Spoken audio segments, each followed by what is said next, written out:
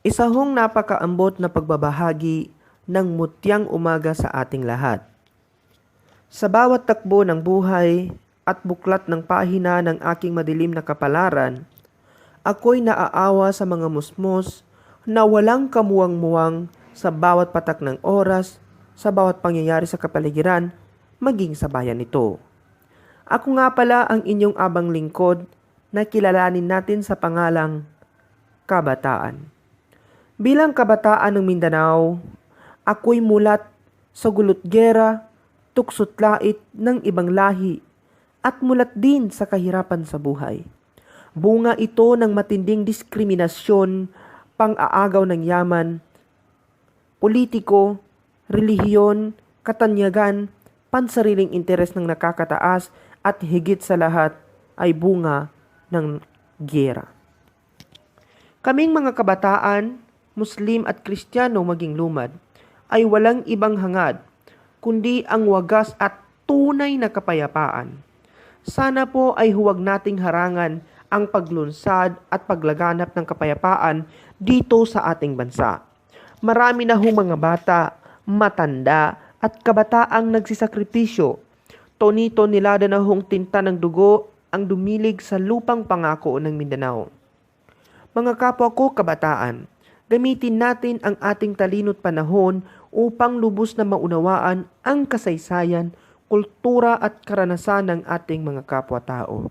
Irespeto natin ang sining, tradisyon at relihiyon ng bawat isa. Huwag tayong mapanghusga sa bagay na hindi dapat. Sana'y makamit natin ang tunay at wagas na kapayapaan upang maabot natin ang adhikain sa buhay at sa gayoy maalis na ang takot, pangamba at muhi sa digmaan at pati sa kapwa-tao.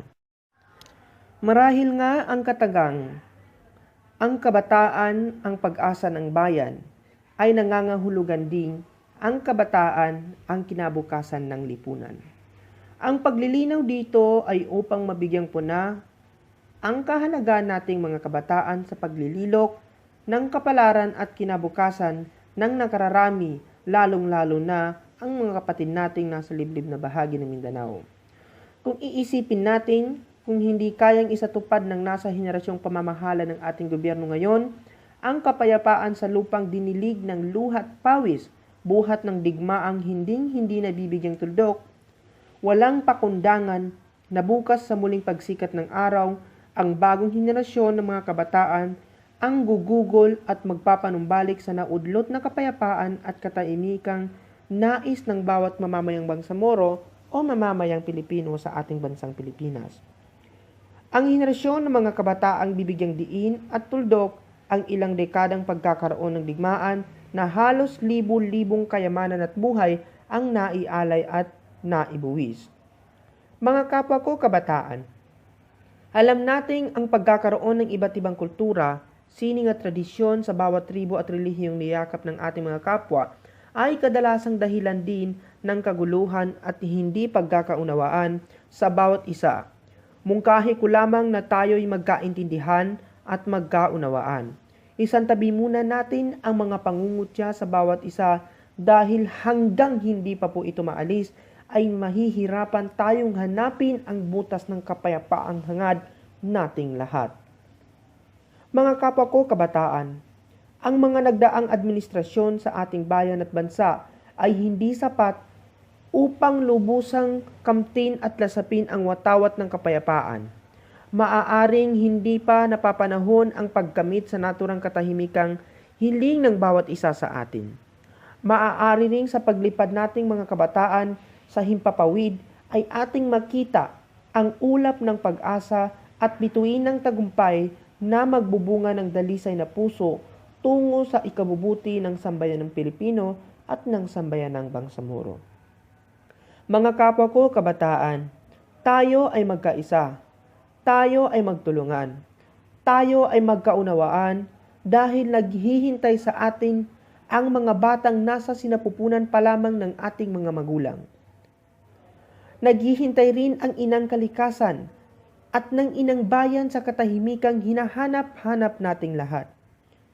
Kung kaya't aking hinihikayat ang mga kabataang tulad ko na naghahangad ng hindi pansariling interes, kundi pangkalahatang pagmamahal, pasusumamo at pakikipagkapwa-tao na umanib sa lukso at liga ng mga kabataang naghahangad na magkaroon ng maluwalhating kinabukasan at masaganang pamumuhay. Ako, ikaw, siya, o tayong lahat ng mga kabataan, namulat sa napakaraming gulo dahil walang respeto sa paninindigan ng kapwa-tao. Kapwa Pilipino naglalabanan. Lahat-lahat tayo ay ayaw nito. Ayaw na muling maghari sa balat ng lupa ang digmaang pansamantalang naitigil sa kasalukuyang panahon dahil sa pagkakaroon ng usaping pangkapayapaan. Kung kaya't ngayon, gising na kabataan! Ito na ang ating simula. Ito na ang ating araw. Ito na ang ating pagkakataon. At ito na rin ang ating henerasyon. Ang simula, ang araw, ang pagkakataon at ang henerasyon na magbabago sa takbo ng buhay at magdadala ng sinag sa sagisag ng kapayapaang hangad ng bawat bata o bawat matanda. Ang henerasyon na magbibigay daan, hindi tungo sa dating daan o bagong daan, kundi sa daan na magtataglay ng aktibo at wastong kapayapaan at kaunlaran. Ito ay ang tuwid na daan. Isa pong lubos at galak na pasasalamat sa pakikiisa sa paghahanap ng ugat ng kapayapaan, naway magbigay buhay, kulay at sigla ang mungkahing ito sa ating lahat. Mulit-muli po, maraming salamat. Ang inyong abang lingkod, Dari Ismael. ونستغفره ونعوذ بالله من شرور انفسنا ومن سيئات اعمالنا من يهده الله فلا مضل له ومن يضلله فلن تجد له وليا مرشدا اما بعد to my beloved people of Bangsamoro, to our respected visitors and guests, to our dear organizers of this memorable and dynamic event, to our Bangsamoro Islamic organization, and in behalf of the Bangsamoro Youth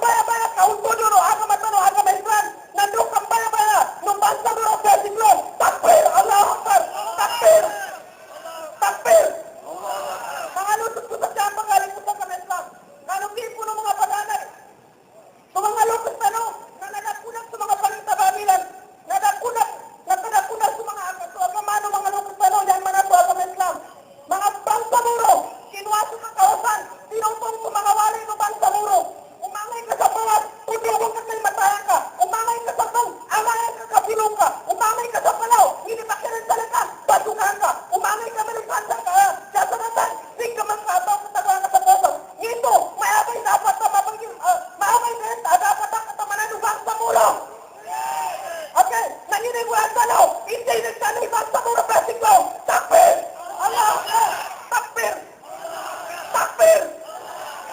Mga kapatid na Bangsamoro, ang usaping pangkapayapaan sa pagitan ng Moro Islamic Liberation Front o ng MILF at ng DRP, Government Republic of the Philippines, ay kasalukuyang tinatalakay o itinatagawa ngayon sa Manila at sa bansang Malaysia.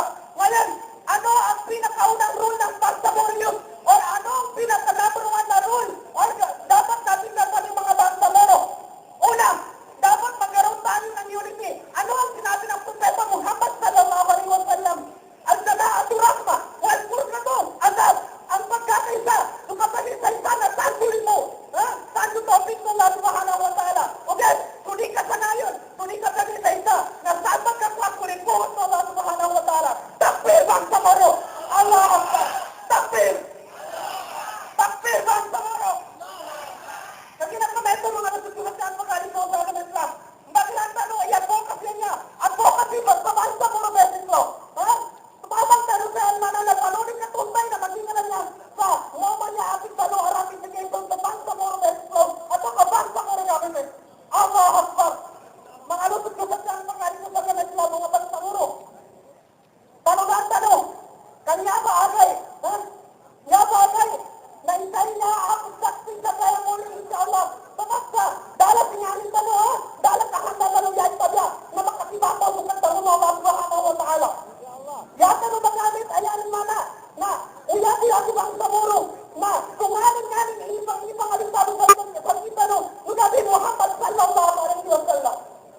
Mga kapatid, Pangulong Aquino, kami po na mga kabataan o mga kabataan na kabataan nagkarisa, United Youth of the Philippines, mga kabataan nagkarisa, kabataan ng Pilipinas, ay labis-labis po na pumula po sa kaisuturan ng aming mga puso at sa mga dilyong na namanagtay sa aming mga ugat ang walang lumpay na pagsasabi ng in the name of peace, President Aquino, we appeal to you to abide the letter and spirit of the comprehensive agreement on the Bangsamoro.